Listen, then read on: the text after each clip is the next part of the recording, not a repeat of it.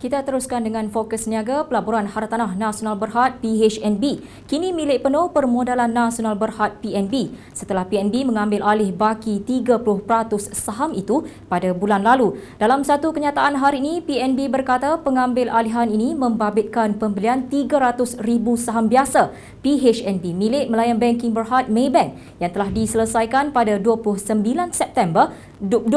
Disember 2014. Majlis penyerahan dan pertukaran dokumen telah diadakan antara Presiden dan Ketua Eksekutif Kumpulan PNB Tan Sri Hamad Kamal P.H. Osman dengan Presiden dan Ketua Pegawai Eksekutif Kumpulan Maybank Datuk Abdul Farid Alias. Menerusi perkembangan ini, PNB kini menguasai 100% keseluruhan modal diterbitkan dan modal berbayar PHNB. PHNB merupakan pengurus amanah harta tanah PNP AHP dan PNP Property Trust PPT. AHP merupakan REIT atau amanah pelaburan hartanah pertama di Malaysia yang dilancarkan pada 1989 dan telah disenarai di Bursa Malaysia sejak 1990. PPT pula adalah sebuah tabung amanah hartanah persendirian yang dimiliki sepenuhnya oleh PNB. Melayan Banking Berhad Maybank kini menetapkan kadar asas BR dan kadar asas Islam bagi Maybank Islamic pada 3.2% yang berkuat kuasa hari ini. Presiden Kumpulan Maybank dan Ketua Pegawai Eksekutifnya Datuk Abdul Farid Alias dalam satu kenyataan hari ini berkata kadar asas itu menggantikan kadar asas pinjaman BLR dan kadar pembiayaan BFR bagi pembiayaan Islam. Ia akan menjadi kadar rujukan utama bagi semua kadar apungan runcit atau pembiayaan baru oleh Maybank atau Maybank Islamic dan selaras kerangka kadar rujukan baru yang diperkenalkan Bank Negara Malaysia. Penetapan BR itu katanya dibuat berdasarkan penanda aras kos dana Maybank dan Maybank Islamic serta keperluan rizab berkanun SRR. Komponen lain penetapan nilai pinjaman seperti risiko kredit peminjam, risiko premium mudah tunai dan kos operasi akan turut dipaparkan dalam satu penyata di atas BR. Mengikut kerangka baharu itu, kata Abdul Farid, semua pinjaman atau pembiayaan baharu seperti gadaian, pinjaman unit amanah, pembiayaan margin saham, pinjaman peribadi dan kemudahan overdraft yang dipohon pelanggan individu adalah berdasarkan BR berkenaan.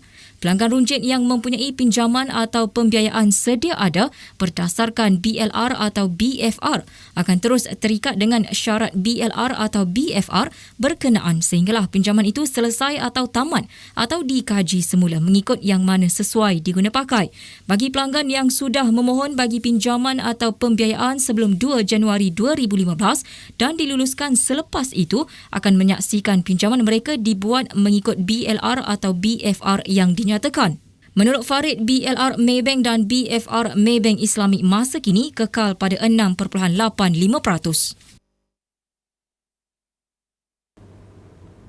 Berdasarkan unjuran awal, ekonomi Singapura berkembang 1.5% tahun ke tahun pada suku keempat 2014 berbanding 2.8% pada suku yang sama pada tahun sebelumnya. Menurut Kementerian Perdagangan dan Perindustrian MTI Singapura, bagi perbandingan suku tahun sebelumnya pada asas tahunan yang diselaraskan, ekonomi berkembang 1.6%, lebih perlahan daripada pengembangan 3.1% pada suku sebelumnya.